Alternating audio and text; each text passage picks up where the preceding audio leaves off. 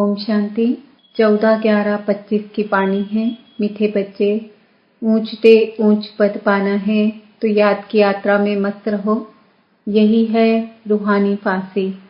बुद्धि अपने घर में लटकी रहे।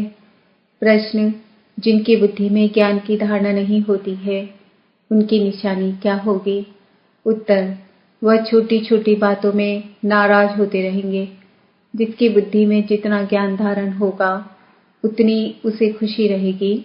बुद्धि में अगर यह ज्ञान रहे कि अभी दुनिया को नीचे जाना ही है, इसमें नुकसान ही होना है, तो कभी रंज नहीं होंगे, सदा खुशी रहेगी।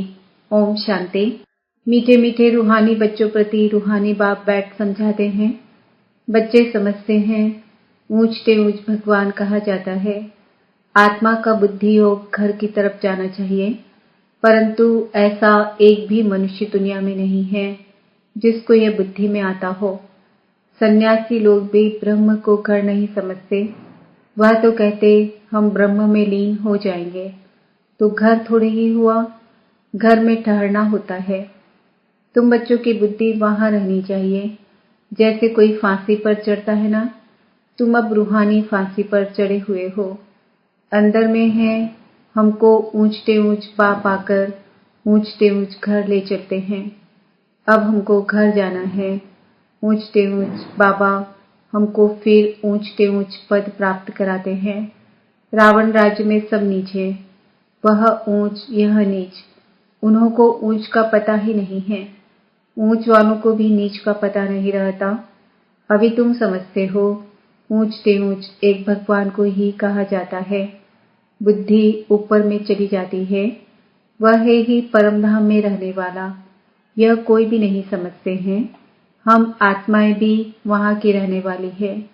यहाँ आते हैं सिर्फ पाठ बजाने। यह कोई के ख्याल में नहीं रहता, अपने ही धंधे धूरी में लगे रहते हैं। अब बाप समझाते हैं ऊंचते ऊंच तब बनेंगे जब याद की यात्रा में मस्त रहेंगे। याद से ही ऊंच पद पाना है। नॉलेज जो तुमको सिखलाई जाती है वह भूलने की नहीं है। छोटे बच्चे भी वर्णन करेंगे, बाकी योग की बात को बच्चे नहीं समझेंगे। बहुत बच्चे हैं जो याद की यात्रा पूरी रीति समझते नहीं हैं। हम कितना ऊंचते ऊंच जाते हैं। मूल वतन, सूक्ष्म वतन, स्थूल वतन, 5 तत्व यहाँ हैं। सूक्ष्म वतन मूल वतन में यह नहीं होते। यह नॉलेज बाप ही देते हैं, इसलिए उनको ज्ञान का सागर कहा जाता है। मनुष्य समझते हैं बहुत शास्त्र आदि पढ़ना ही ज्ञान है। कितना पैसा कमाते हैं, शास्त्र पढ़ने वालों को कितना मान मिलता है, परंतु अब तुम समझते हो इसमें कोई ऊंचाई तो है नहीं। ऊंचते ऊंच तो है ही एक भगवान। उनके द्वारा हम ऊंचते ऊंच स्वर्ग में राज्य करने वाले बनते हैं। स्वर्ग क्या है, नर्क क्या है, 84 का चक्र कैसे फिरता है, यह सिवाय तुम्हारे इस सृष्टि में कोई भी नहीं जानते हैं। कह देते हैं यह सब कल्पना है। ऐसे के लिए समझना है यह हमारे कुल का नहीं है। दिल से कष्ट नहीं होना चाहिए। समझा जाता है इनका पाठ नहीं है तो कुछ भी समझ नहीं सकेंगे। अभी तुम बच्चों का सिर बहुत ऊंच है। जब तुम ऊंच दुनिया में होंगे तो नीच दुनिया को नहीं जानेंगे।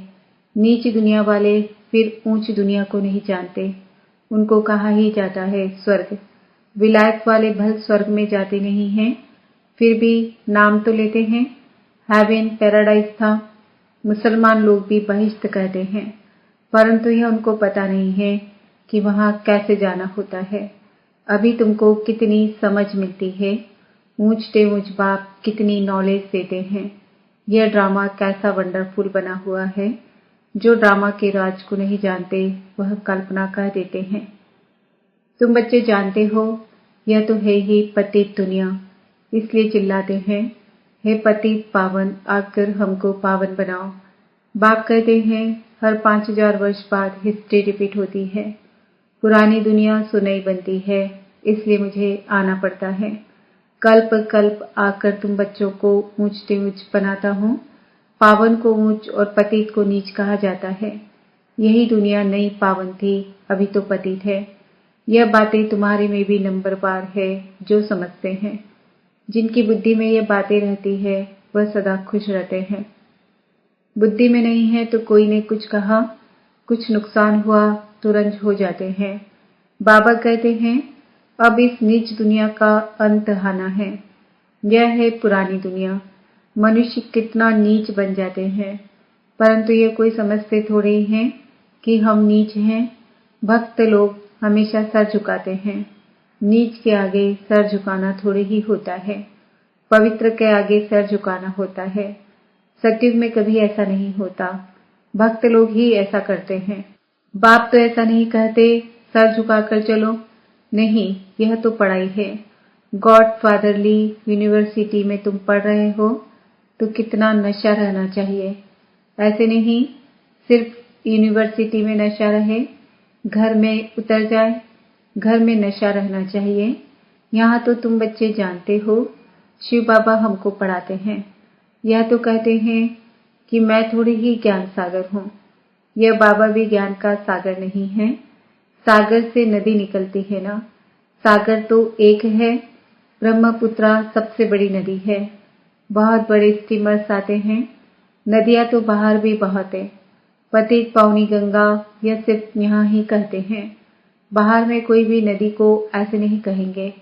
पतित पावनी नदी है, फिर तो गुरु की कोई दरकार नहीं। नदियों में तालाब में कितना भटकते हैं। कहाँ तो तालाब ऐसे गंदे होते हैं, बात मत पूछो। उसकी मिट्टी उठाकर रगड़ते रहते हैं।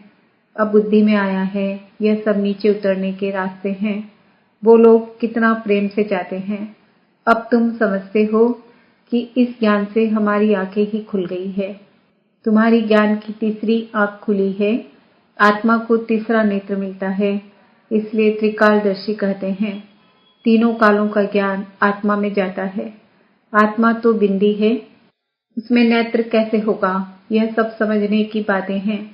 ज्ञान के तीसरे नेत्र से तुम त्रिकालदर्शी त्रिलोकीनाथ बनते हो।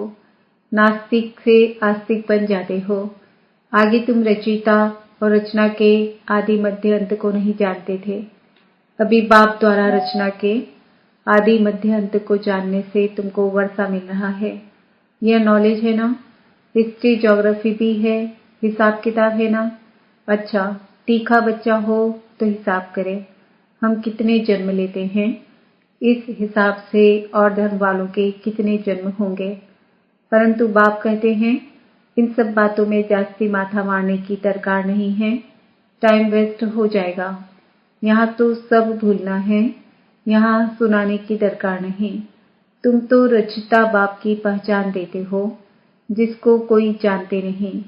शिव बाबा भारत में ही आते हैं, जरूर कुछ करके जाते हैं, तब तो जयंती मनाते हैं ना। गांधी अथवा कोई साधु आदि होकर गए हैं, उन्हों के स्टैम्प बनाते रहते हैं, फैमिली प्लानिंग के स्टैम्प बनाते हैं। अभी तुमको तो नशा है। हम तो पांडव गवर्नमेंट है, ऑलमाइटी बाबा की गवर्नमेंट है। तुम्हारा यह कोर्ट ऑफ कॉमर्स है और कोई इस कोर्ट ऑफ कॉमर्स को जानते ही नहीं। तुम समझते हो कि विनाश काले प्रेत बुद्धि हमारी ही है। बाप को हम बहुत याद करते हैं।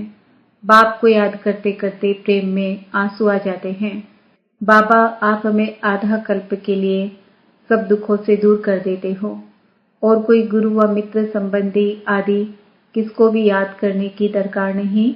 एक बाप को ही याद करो। सवेरे का टाइम बहुत अच्छा है। बाबा आपकी तो बड़ी कमाल है। हर 5000 वर्ष बाद आप हमें जगाते हो। सभी मनुष्य मात्र कुंभकर्ण की आसुरी नींद में सोए हुए हैं, अर्थात अज्ञान अंधेरे में हैं। अभी तुम समझते हो भारत का प्राचीन योग तो यह है। बाकी जो भी इतने हठ योग आदि सिखलाते हैं वह सभी है एक्सरसाइज, शरीर को तंदुरुस्त रखने के लिए। अभी तुम्हारी बुद्धि में सारा ज्ञान है तो खुशी रहती है। यहाँ आते हो, समझते हो, बाबा रिफ्रेश करते हैं। कोई तो यहाँ रिफ्रेश हो बाहर निकलते हैं, वह नशा खलास हो जाता है। नंबरवार तो है ना। बाबा समझाते हैं यह है पतित दुनिया।